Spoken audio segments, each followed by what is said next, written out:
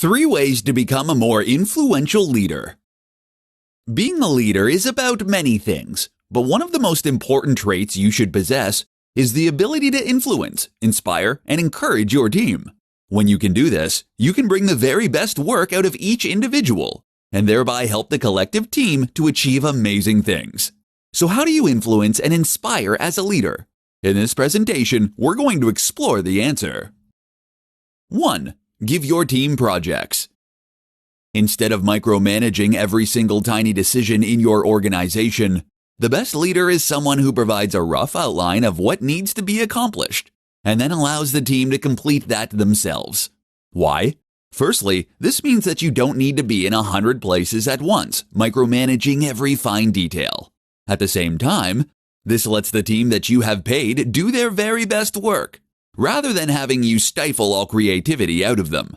But most importantly, giving your team ownership over a task helps them to feel more in control over what they are doing and makes the task more intrinsically rewarding. 2. Lead by example.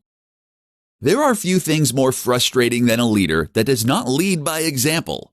How frustrating is it to be told by your boss to hand in work on time, and that tardiness is never excusable, only for them to then not get around to looking after that work for weeks? When you are a leader, you need to set the tone for your office, and you need to set a blueprint for how others will behave. In a crisis, your team is going to look to you for how to respond. If you are panicking and shouting, then they are unlikely to remain productive. But if you can calmly continue with your work, then chances are that so can they.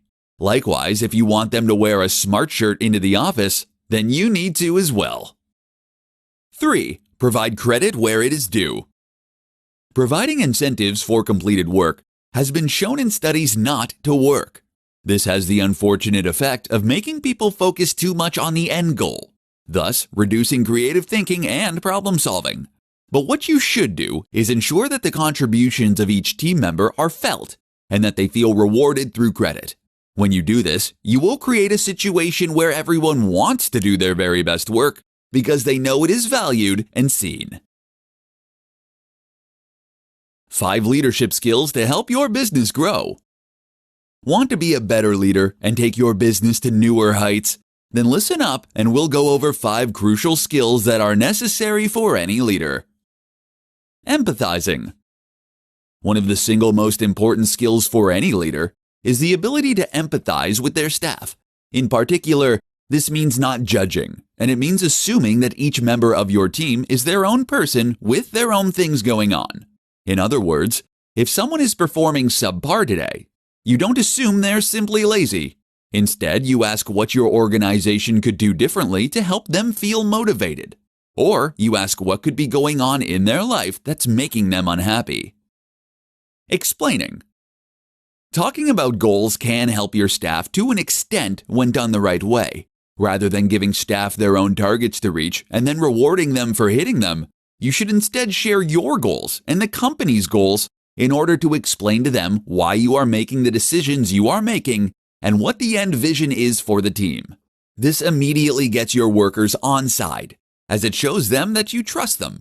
At the same time, by letting your team know what they're trying to achieve, they will be freer to come up with their own effective ways of meeting those tasks, and give them the freedom to make some of their own decisions and use their intuition rather than always deferring to you for the next step.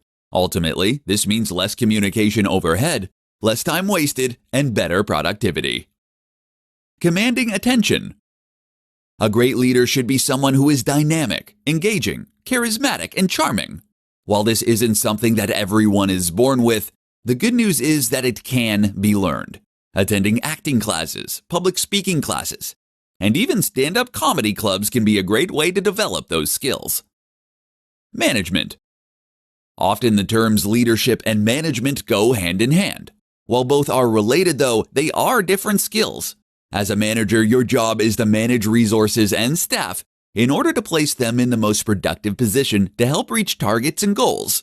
Learn to do this if you want to be the best kind of leader. Bravery. Finally, a great leader needs to be brave and courageous. Your job as leader is to take responsibility, to make quick decisions, and to sacrifice your own reputation if it means looking after your team. This all takes courage and bravery, but it will pay off in the huge amount of loyalty and respect you command among your team. All leaders are readers. 5 must-have books to read to become a better leader. Nearly every major CEO and leader reports that they read a large number of books every day, from Bill Gates to Elon Musk. Doing so allows them to further develop their leadership skills and to develop a greater understanding of their role and the way they can get the best out of others. While there is an unlimited number of books that the best leaders should read, the 5 I'm about to share with you will offer a great place to start.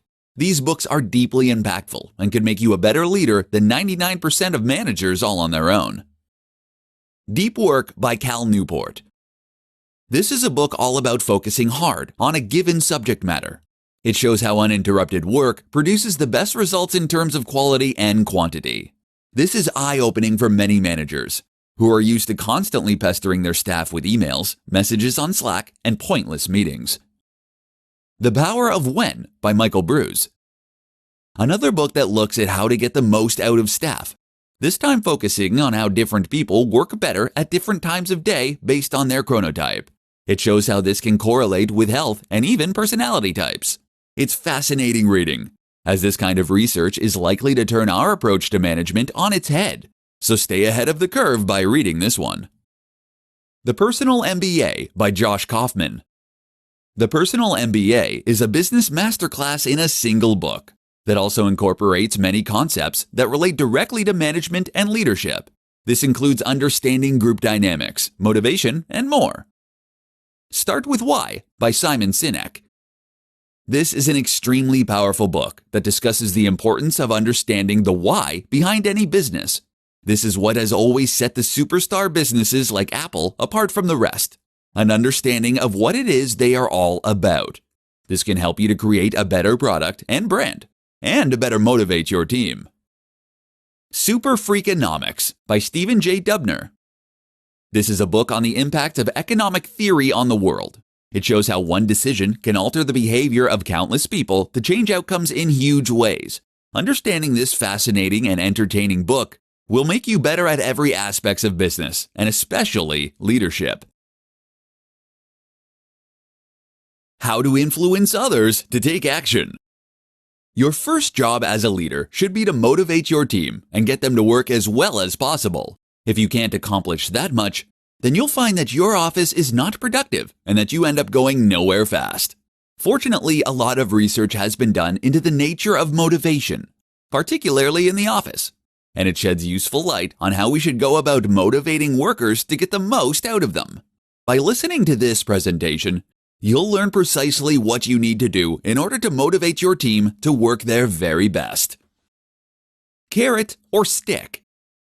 The old question here was always carrot or stick, but it turns out that the correct answer is, in fact, neither.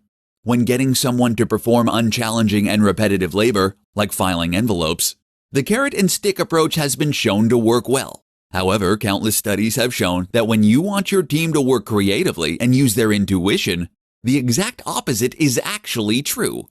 Gamification, incentivizing, or threatening will all create a kind of tunnel vision in staff that can actually stifle innovation and creativity, as well as reducing their enjoyment of the work they do. So what do you do to motivate your staff? It turns out that the best way to get your staff to work well is to make them feel invested in their work. Give them some kind of ownership over what they produce. Give them the freedom to add their own ideas and solutions. And you will find that your staff end up working harder as of their own accord. This is why the free time at Google is so successful. This gives employees the chance to work on projects that they are interested in, and often it yields the best results.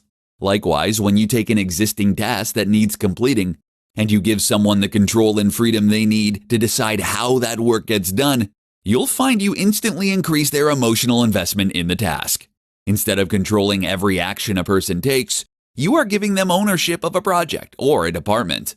Now it is in their best interest to be productive, and they can decide how they want to go about achieving those goals, which is far more creatively rewarding. How to speak so others will listen. As a leader, one of your first challenges is to learn to command attention. to speak so that others will listen. After all, how can you instruct your team and get the best out of them if they won't listen to what you have to say in the first place? In this presentation, we'll discuss how to command attention and respect as a communicator and a leader. Believe in what you're saying. The number one thing that makes someone appear more charismatic is passion. If you genuinely believe in what you're saying, this will light up your entire face and body. You will speak not only with your mouth, but also your gestures and your eyes. When you do this, you convey that what you are saying is important and exciting, and you instantly command attention. Try to tap into the emotion behind what you are saying. Why is this important? Why are you excited? Anxious? Angry? Another way to do this is to relate the story to something that matters to you or your team personally. In other words, take a narrative structure and weave a story. Speak less. Of course, you can't always channel this kind of emotion. If what you're saying isn't that important, then you won't be able to sell it as though it is. So what's the answer? Simple. Don't say it. Talk a little less, and you'll find that the times you do speak up are the ones that are far more important. By doing this, you will create a situation in which people want to listen to you, in which they want to know what you have to say. Use pauses. Likewise, when speaking, you shouldn't be afraid to use long pauses and moments of silence. These silences help to add a dynamic flow to what you are saying, and they encourage your audience to really listen to what you are saying. Being quiet can be a great way to build suspense and interest when telling a story, and it can be a great way to demonstrate confidence. Most of us are too afraid to be silent, as we think we'll lose our audience. Therefore, if you have the confidence to stand at the front of the office and not say anything, your staff will know that you aren't desperately trying to seek approval. Suddenly, what you have to say gains that much more importance and gravitas. How to stop blaming others and take ownership of your actions. The worst kind of leader is the leader who doesn't take responsibility. After all, being a leader is all about taking responsibility. Unfortunately, this is something that many people still don't understand, and as such, they end up making their office less productive and a more stressful place to be. In this presentation, we'll look at how to flip this on its head and to become the fearless leader your team needs you to be. The blame game. The manager's job very often is to make sure that their team are meeting specific targets at given points in time. This is a way that they can demonstrate the effectiveness of their work and that their efforts can be measured. But what happens when they don't reach those targets? Bad leaders will now turn on their staff and actively blame them for being ineffective. They do this in order to save face and to avoid getting in trouble with their superiors and generally pass the buck. But it also happens to be the number one way to instantly reduce the productivity of your team. Why? Firstly, it means that your team now feels stressed knowing that they might get it in the neck for their work. The result is that they won't take as many creative risks, and they generally won't do their best work. They'll likely also feel resentful that their work has gone this way. The other issue is that it makes you seem like a weaker leader. After all, if you can't take responsibility when things go badly, you also should get no credit when things go well. So what are you doing? Your job is to then simply suck it up and to take the flak when things go wrong. Recognize that this is your team, and if they aren't working to the best of their ability, then that is on you. Decisions. The other sign of someone who likes to shrink responsibility is that they refuse to make decisions. As soon as you make a decision, you take full responsibility and you commit to a certain path of action. By avoiding making decisions, you can avoid taking this responsibility, but you also prevent your team from doing anything effective or useful. Take the responsibility, make the call, and take action. This can take a while to get used to, but it's simply a matter of changing your thinking. Your job is to be the person who makes the call and takes the flak. The 3 most common leadership mistakes. Being a leader means knowing how to protect your team so they are able to perform at their very best. Your job is to provide guidance, inspiration, and a safety net, which in turn will inspire them to take action and to contribute the best effort they are capable of. When everyone gives their very best, the team works. But while that's what good leadership is really about, this is something that is lost on many people.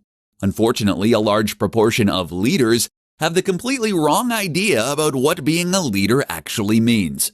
As such, they can end up causing more harm than good.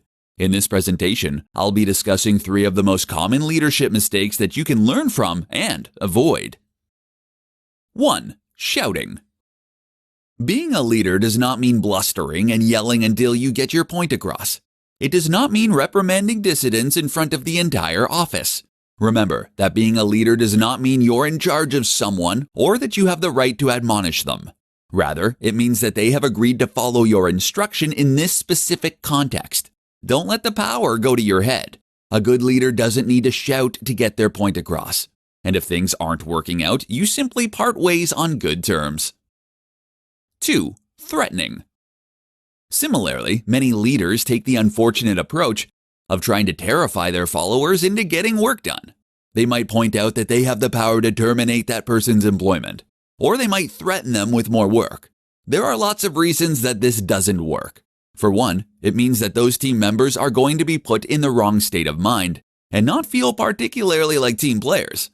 Additionally, this kind of stress can actually dampen creativity due to chemical changes in the brain. 3. Micromanaging. A manager who focuses on every single detail of the work being done and attempts to wrestle control away from their team will only end up making those team members feel undervalued, while removing any creatively rewarding aspects of the work. Not only that, but they will be wasting the talents of someone hired to do that job specifically, and they will be wasting a lot of time doing work and having conversations that could have been avoided. Why emotional intelligence is crucial for effective leadership. What is the most important feature of a great leader?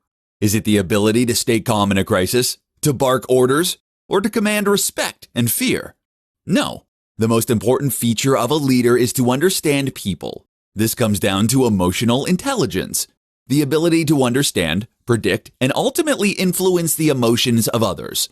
There are many situations where this plays out.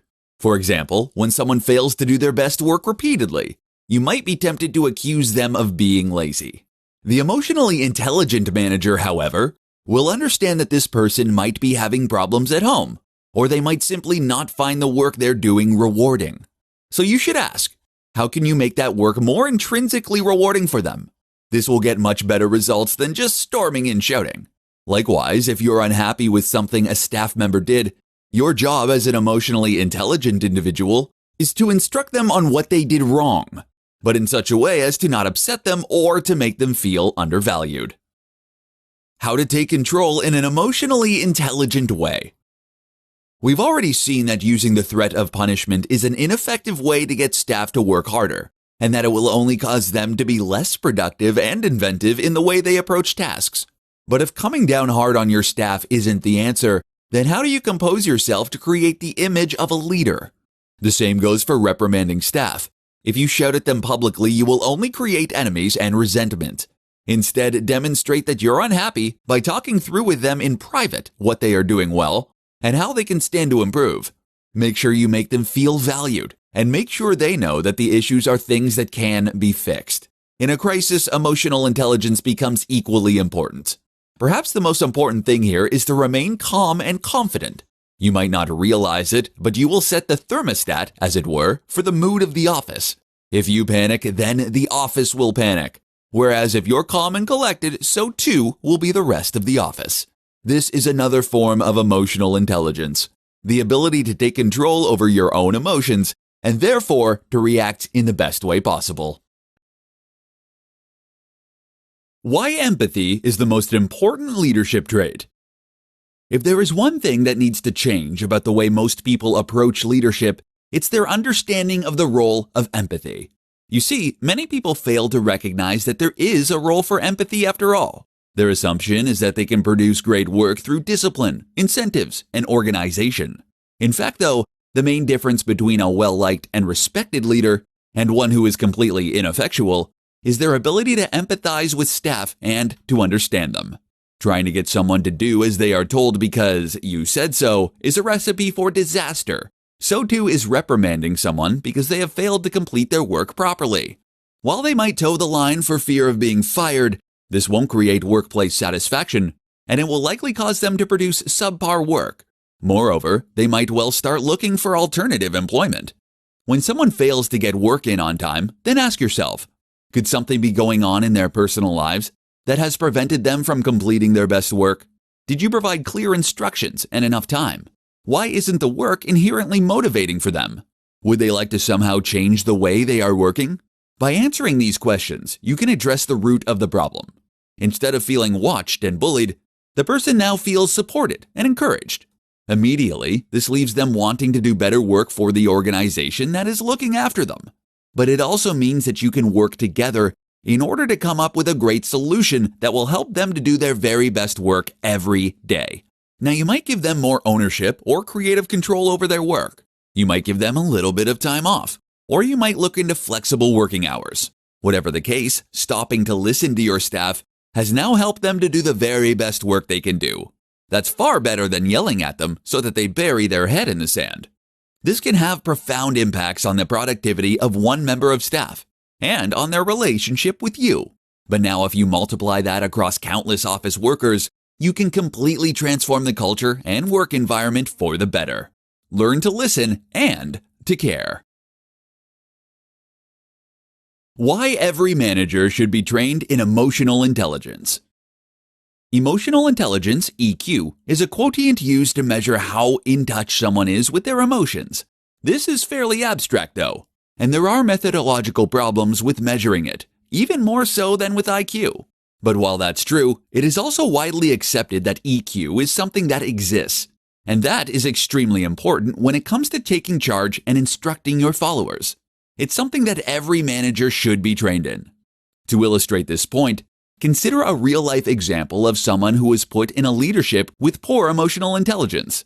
This person was an editor whose job it was to read through writing from journalists, and then to make corrections ready to print. If the corrections were extensive, they had the option to send the work back to the person who wrote it. For their very first job, the editor received a large article that a journalist had written over the course of several days. The writer was proud of this work and had worked extremely hard. But the editor found several faults with the formatting, the grammar, and more. So what they did was to make a public example of the writer. They pulled them up to their desk in a crowded office and then explained loudly to the entire team how they had failed to listen to the writer's guidelines, how they had used the wrong capitalization in their title, and how they had failed to properly link out to other websites, and how they had clearly missed several typos. They made no mention of the many positive points of the article, and they were rude about the overall quality. The result? The writer felt completely underappreciated for the work they had put in. Not only that, but they felt humiliated in front of their coworkers. And they felt especially aggravated that this was coming from someone brand new that they had never worked with before. The next time that the writer had to deliver a similar piece of work, they spent significantly less time and effort on it, and therefore delivered an inferior product. Not only that, but they took much longer than necessary to correct the mistakes. How could this have been handled? The editor could have spoken to the writer privately. They could have started by thanking the writer for their work and pointed out some of the qualities that made it a great piece of work. Then they could have mentioned that there were a couple of small issues, and if that they could be corrected as soon as possible, then the work would be good to go. The difference here is huge, and over the course of countless interactions and countless months, it can completely transform a workplace. EQ is critical to leadership.